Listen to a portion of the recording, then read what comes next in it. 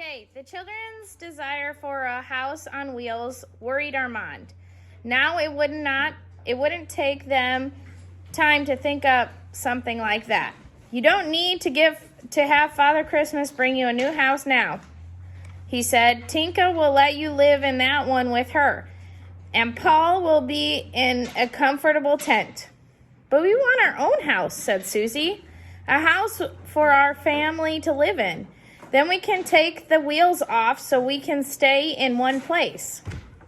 No, let's have the wheels on, cried Paul. Let's keep moving to new places. I'd like to live like a gypsy. But if you move all the time, you won't be able to go to school, Susie reminded him. Paul looked as if that was not worrying him. The inside of the house on wheels was nice as the outside. Big feather beds filled the back of it, and there were shelves running all along the walls. Brightly scrubbed copper pans hung over the tiny stove. Susie could see that the little house was the tidiest place in the gypsy camp. We put more feather beds on the floor at night so we can all sleep here, explained Tinka, all the girls. But we can't muss anything because Mother keeps a neat house. They stayed in the house on four wheels for a long time. Tinka squatted on the floor and told them stories of her travels. Every spring we go way down to the province of the Mediterranean Sea, she said. We camp along old Roman ruins and bathe in warm streams. Will you come to the Providence with us? Susie was tempted, but she shook her head stubbornly. I have to go to school, she said. I don't think Mama would go anyways, and we couldn't go without her. We're a family, and we have to stick together. Tinka understood. We gypsies stick together too, she said.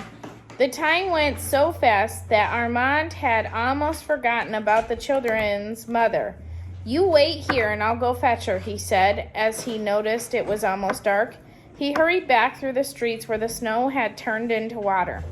The hails were noisier and busier than before because most of the work there took place during the night when the great trucks rolled in from all over France bringing food to the hungry Paris. It was dark by the time he reached the bridge. He caught Madame Calcette just in time. She was already descending the steps. At first, she wouldn't even listen to him. She hastened down without turning her head. But when she saw that the children and all their belongings were gone, she was only too willing to listen. She burst into tears when Armand told her about the two women. Why can't they just leave me in peace with my children, she said. I'm only trying to keep my family together. It's all right, Madame, said Armand, patting her on the shoulder. The nestlings are safe with some good friends of mine, and you will be welcome there too. I should have thought of it before. It's much better than under a bridge.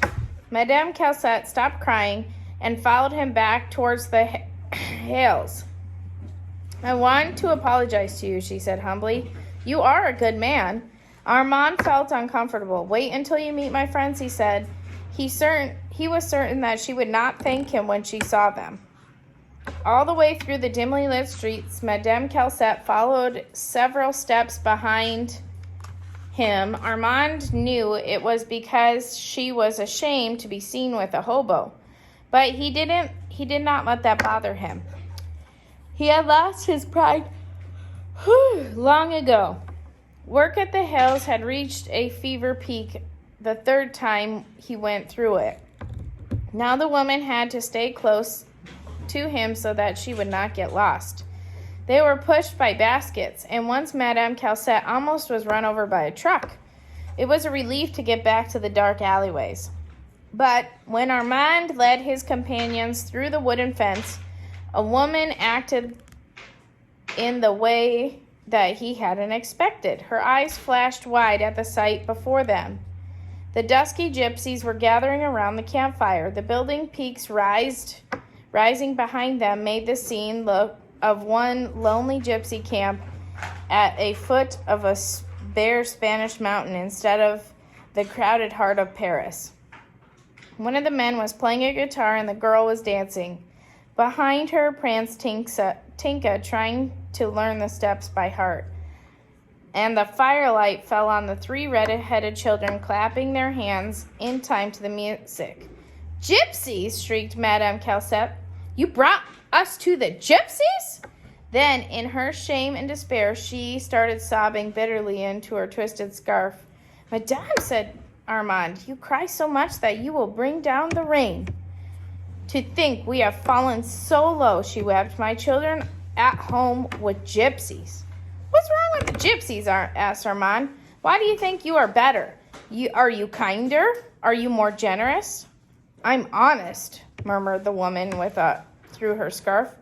"What good does it to be honest if you aren't kind or generous?" he asked. Then, in a softer tone, he said, "You may think of them as thieves and wanderers, madame, but they are workers too, and they are proud of their fine metalwork, and they have the right to be. They are expert craftsmen. Can you mend a pan that has half a bottom burned out?" "They are thieves," persisted Madame Calcette.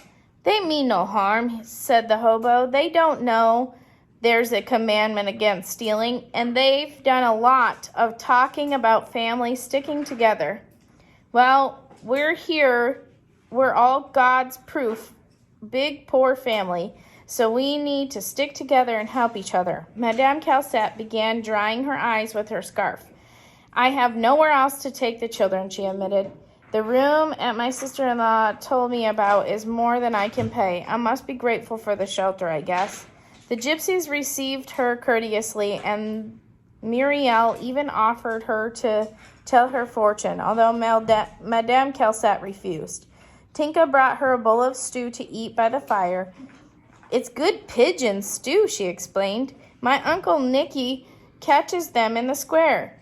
He has very swift hands." Madame Calcette looked distastefully at the stew, but hunger triumphed. It really is good," she admitted. After her first spoonful, "Would you eat a pigeon?" No. What do you mean no? Yeah. You would eat a pigeon? Yeah. I don't know. A pigeon? Yeah, they're like rats with feathers. Oh, okay. You don't want it? Okay. I mean, if somebody was really hungry, they probably would. Right? Okay. The children gathered around the mother's skirts. It is so much nicer here than under the bridge," said Paul. "And you must see the darling little house on wheels," cried Susie. "Monsieur Armand is going to tell Father Christmas to bring us one."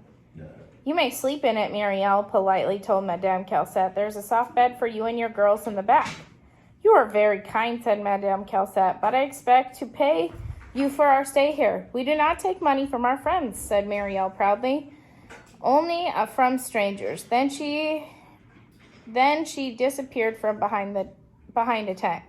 Susie found it more fun to sleep on the feather bed on the floor of with the gypsy children. Early the next morning, Madame Calcette returned to her job. Later, the gypsy men left to canvass the restaurants for more pots and pans to mend. "I guess you are having your Christmas vacation from school now," Susie said to Tinka, since the children remained in the courtyard. "We have a vacation all the time," said Tinka. "We don't go to school." Susie was shocked. "Then how do you learn to read and write?"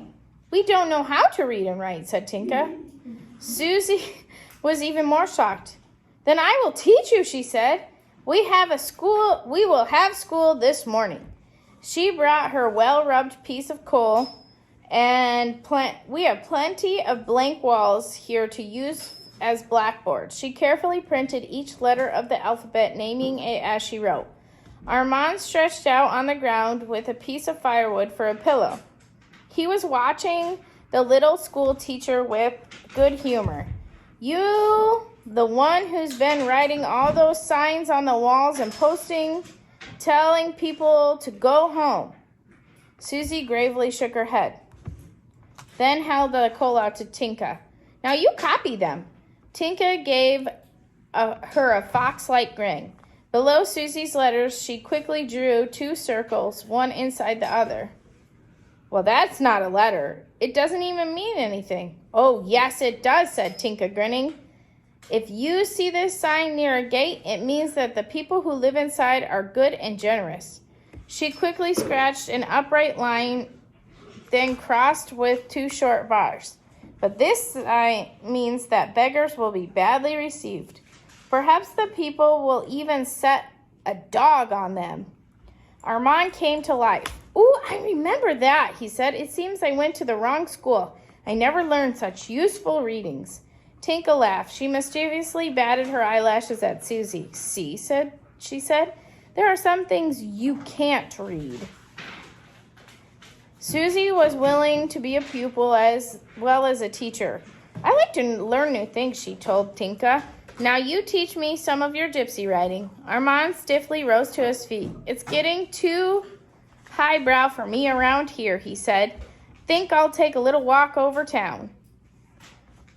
This time the children did not plead to be taken along. They were no longer bored and lonely. Although Paul and the boys had quickly lost interest in Susie's school, they were all playing a game of wolf and sheep between the tents. But Susie had one request. Will you please go to the Louvre store, Monsieur Armand? He said, and tell Father Christmas where to bring our house, and that we will be satisfied if he brings us a little one on wheels like Tinka's. Armand nodded. Ooh, that's right, he said. Remember, not much time left. Tomorrow night is Christmas Eve.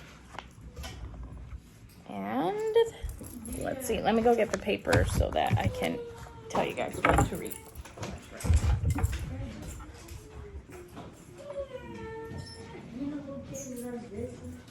It's still recording, so don't get too loud.